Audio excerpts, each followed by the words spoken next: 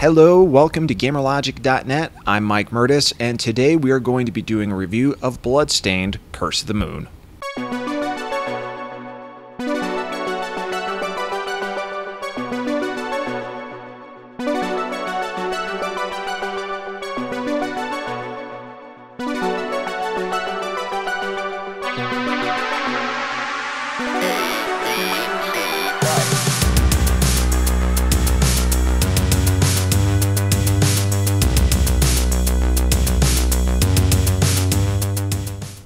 Now, if for some reason you're unfamiliar with where Curse of the Moon has risen from, well, it originally started with the Kickstarter of Bloodstained Ritual of the Night. This was announced maybe 2-3 years ago, and when the project came to be, I was super excited about it, and it was one of the few Kickstarters I actually backed. In fact, I think I actually spent $100 on the Kickstarter and wanted to make sure that this was a project that was going to happen, and many other fellow Castlevania fans, specifically fans of Castlevania Symphony of the Night, wanted to see this come to be. Well, one of the many stretch goals of this project was a retro-style game based on Bloodstained, which in turn is pretty much based on Castlevania. And since it was a number of years ago that this Kickstarter was announced, I completely forgot about it. So when the trailer was announced for this game, Bloodstained Curse of the Moon, I was completely blown away. I did a reaction video to this about a week ago, and just like myself, many of you were really surprised and really looking forward to this. So the day came, and actually the night before the game was supposed to launch, I was eagerly awaiting my backer code for this game, and the announcement came from the Bloodstained team that, sorry guys, any of the console codes you were looking for to redeem your copy of Curse of the Moon, not exactly going to happen. It was beyond our control. We're really sorry about this, and it kind of eased the blow. They ended up giving a temporary Steam code so that you could play the game until you get the actual console code. Now, I did fire up the Steam version of this game, and it was alright.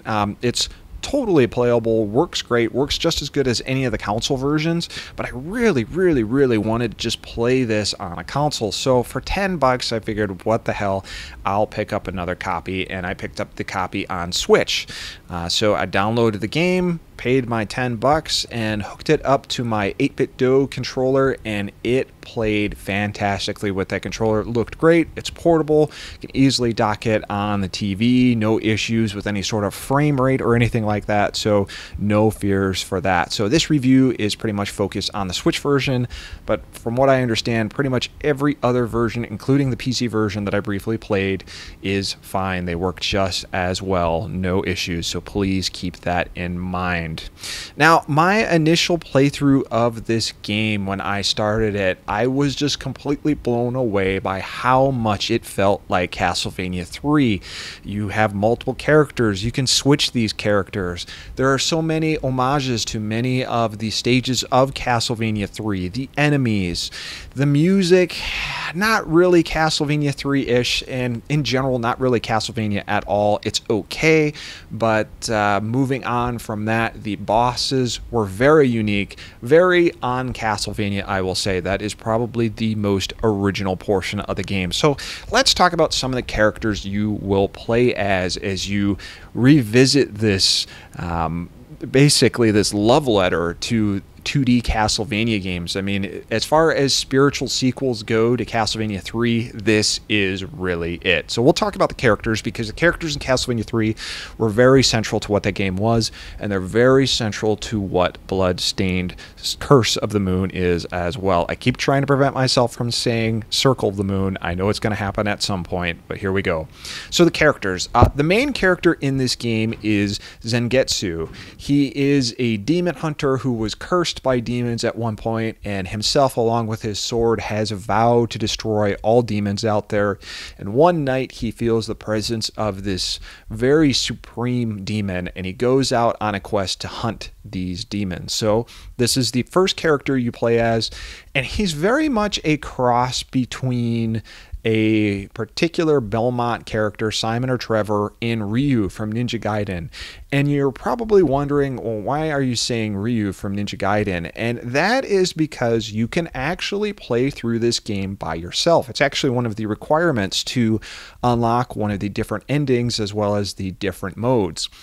As you defeat bosses in this game, you meet new characters, and you can elect, just like in Castlevania 3, to accept these characters, or you can ignore them.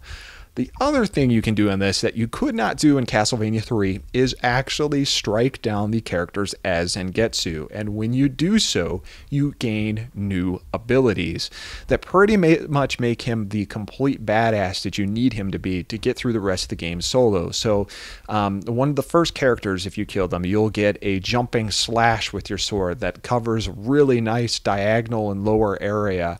Another power-up you'll get if you kill a secondary character that you meet later in the game is a double jump, which is much needed. And the third and final power-up you'll get is the dash attack.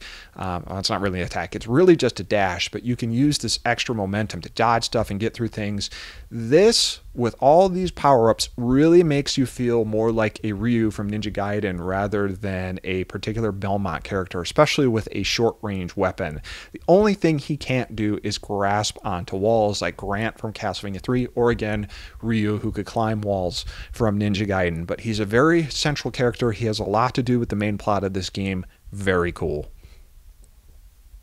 The next character we'll talk about is Miriam, and she's basically the Belmont of the group. She has a whip. She has many power-ups in the game that pretty much focus on the sub-weapons from the original Castlevania games. She can slide, and she also has a slightly higher jump than Zangetsu, at least the typical plain vanilla Zangetsu. Once he gets his power-up to do the double jump, that's not the case, but she is definitely one of the better characters in the game. She's well-rounded. She can take hits.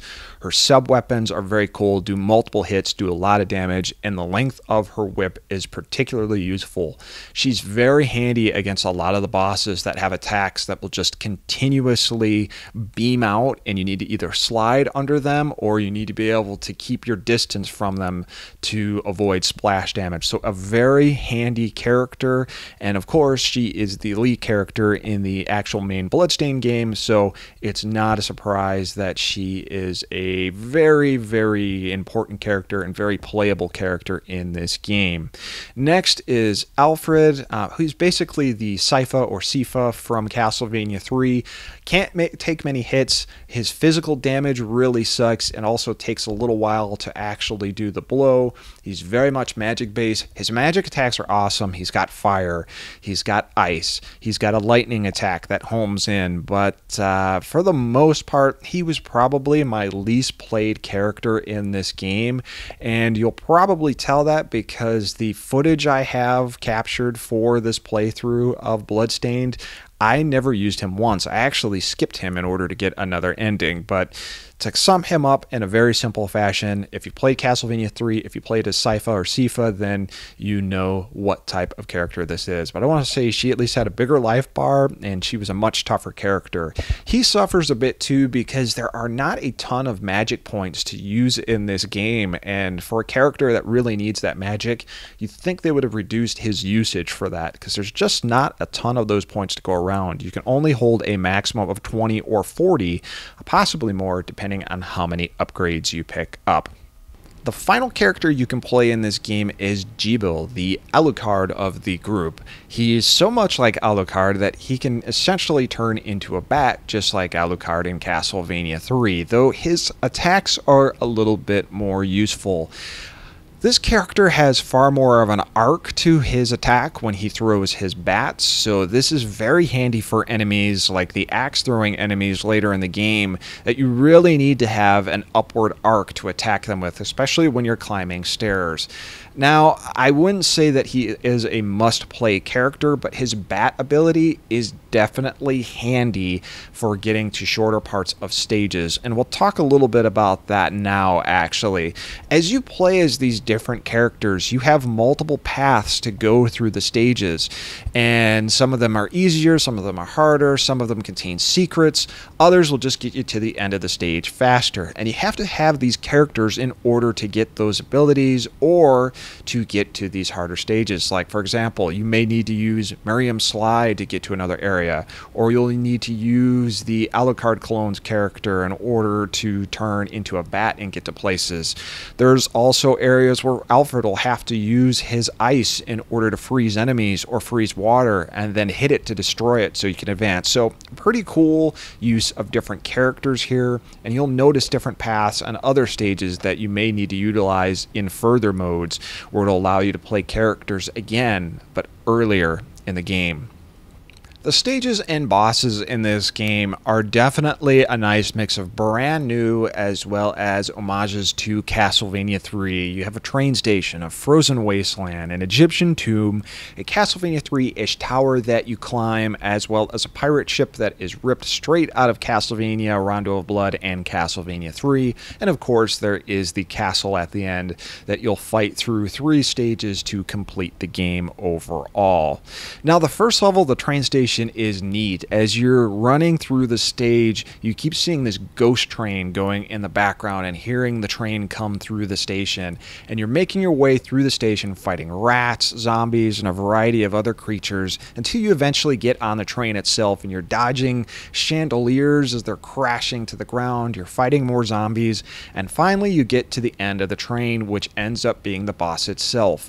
It's using coal, it's grabbing coal, it's throwing the coal back into itself to keep its power going, to keep moving on this track, and it's also using the coal to use fire to attack you with. It's neat, definitely nothing you've seen in any 8-bit Castlevania, and very cool.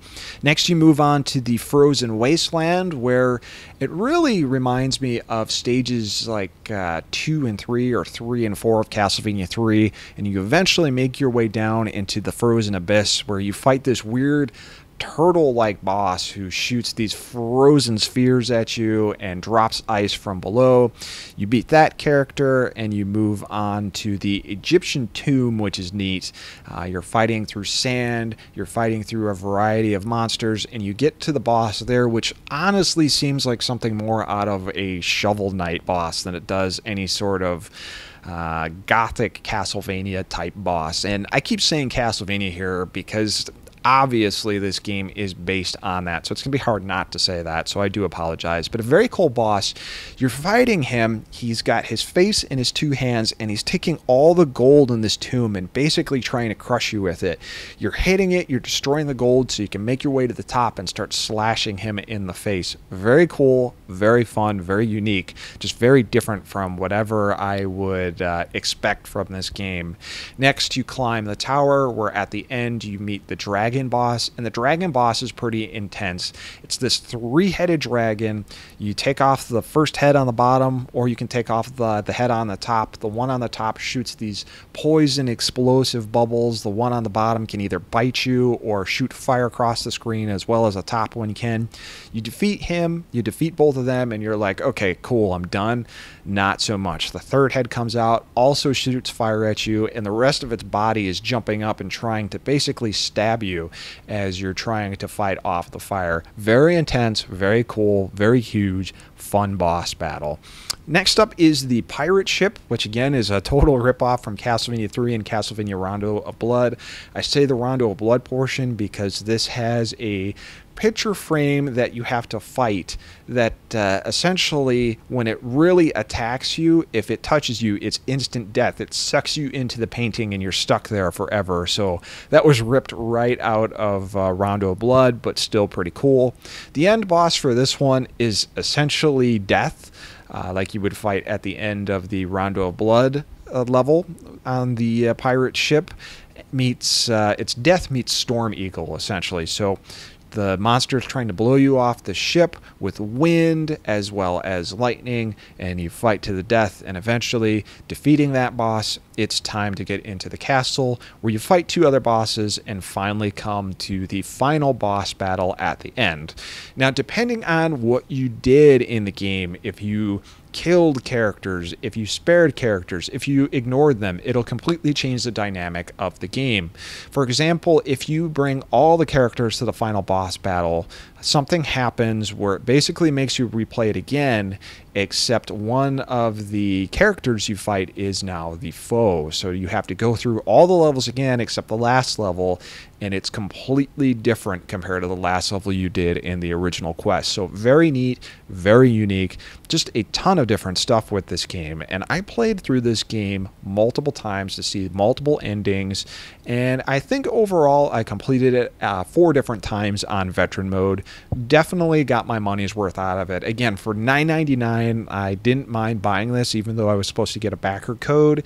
And to be completely honest with you, if Bloodstained Ritual of the Night ends up being a turd and it's not fun, the money I spent backing that game got me this game, and I think I'm actually okay with that.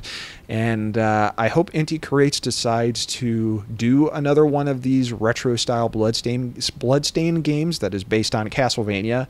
And honestly, what I'd like to see is them do an attempt at Castlevania 2 Simon's Quest within this universe. No more false leads or anything. They really would have a fun chance to do that, and I think they could do it correctly. So overall, do I recommend Bloodstained Curse of the Moon?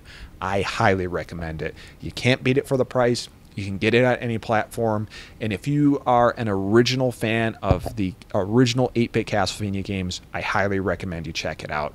Very fun, very worth playing. Thanks for watching, guys.